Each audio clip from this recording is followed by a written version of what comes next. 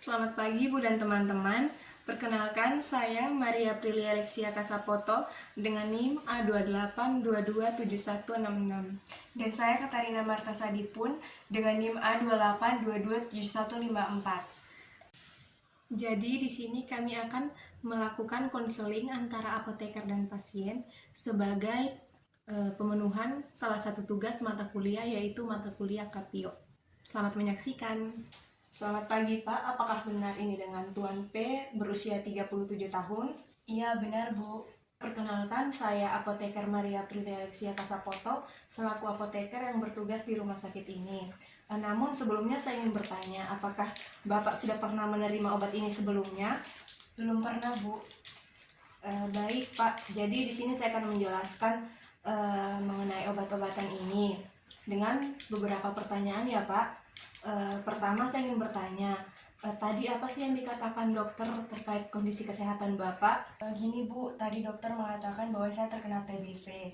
Oleh karena itu, saya harus mengkonsumsi obat-obatan ini setiap harinya secara teratur selama beberapa bulan. Iya benar Pak, jadi obat-obatan ini digunakan untuk mengobati penyakit TBC ya Pak.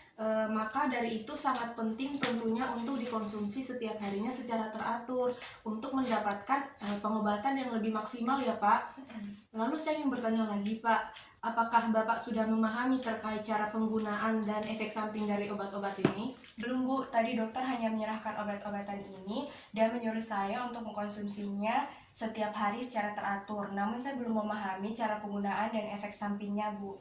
Baik Pak, kalau begitu di sini saya akan menjelaskan mengenai cara penggunaan dan efek samping dari obat-obatan ini ya Pak. Baik Bu. Yang pertama itu ada rifampicin. Rifampicin ini digunakan 3 kali sehari 1 tablet. Sebaiknya dikonsumsi itu 30 menit sebelum makan Pak, agar penyerapan obatnya ini lebih maksimal.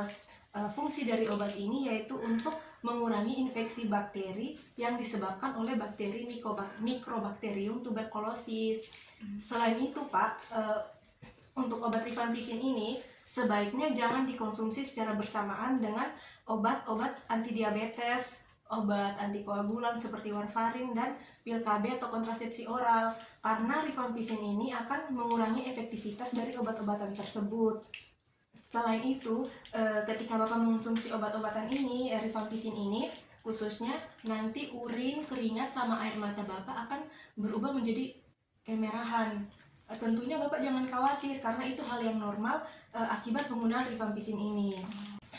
Baik Pak, yang kedua ada obat isoniazid. Obat ini dikonsumsi 3 kali sehari 1 tablet 30 menit sebelum makan ya Pak. Fungsi dari obat ini untuk menghambat pertumbuhan bakteri.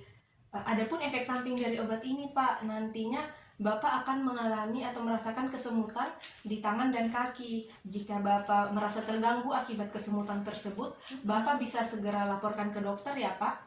Namun saran saya, jika Bapak mengalami kesemutan itu berlebihan, Bapak bisa mengonsumsi vitamin B6 untuk mengurangi kesemutan yang Bapak rasakan itu. Terus yang ketiga ada pirazinamid Pak. Obat ini dikonsumsi 3 kali sehari 1 tablet.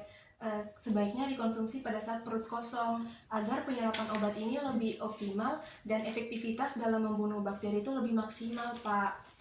Selain itu, obat ini tentunya akan meningkatkan kadar asam urat di dalam darah. Jadi jika Bapak memiliki gejala asam urat, nanti akan memburuk asam urat Bapak.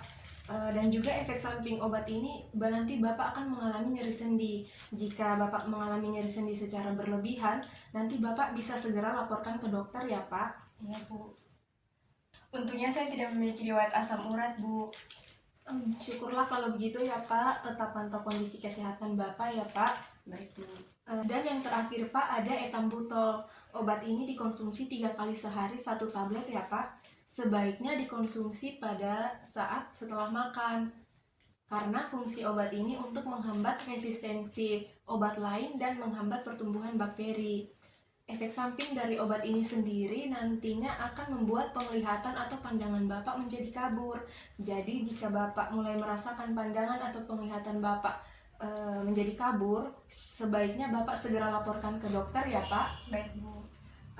Mungkin itu saja penjelasan dari saya terkait cara penggunaan dan efek samping dari obat-obatan ini. Eh, apakah Bapak sudah paham? Terima kasih Bu, saya sudah paham. Baiklah kalau begitu, jika Bapak sudah paham, bisa mengulangi penjelasan saya terkait cara penggunaan dari obat-obatan ini, Pak. Baik Bu, obat yang pertama dari Rifampicin. Dikonsumsi 3 kali sehari 1 tablet, 30 menit sebelum makan atau pada saat perut kosong agar penyerapan obatnya lebih maksimal. Itu untuk mengurangi infeksi bakteri dan juga ada efek sampingnya itu urin, keringat, dan air mata menjadi kemerahan.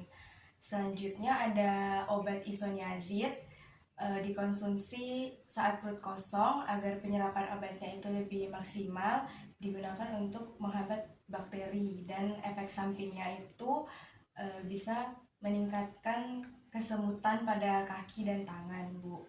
Selanjutnya yang baik Bu, yang ketiga itu ada obat pirazinamid, dikonsumsi 3 kali sehari 1 tablet saat perut kosong agar penyerapan obatnya itu lebih maksimal.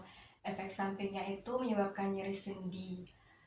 Yang terakhir ada obat etambutol, diminum 3 kali sehari 1 tablet setelah makan, berfungsi untuk mengurangi resistensi dan menghambat pertumbuhan bakteri. Seperti itu Bu. Selanjutnya, obat-obatan ini saya minum secara teratur setiap harinya selama beberapa bulan dan tidak boleh dihentikan ya Bu, penggunaannya secara tiba-tiba tanpa persetujuan dari dokter.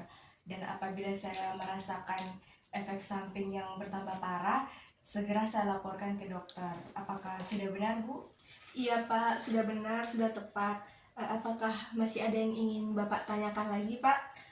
Sudah jelas Bu. Syukurlah, Pak. Kalau begitu, ini obatnya ya, Pak. Oh, iya. Semoga lekas sembuh. Ya, terima kasih Bu. Sama-sama, Pak.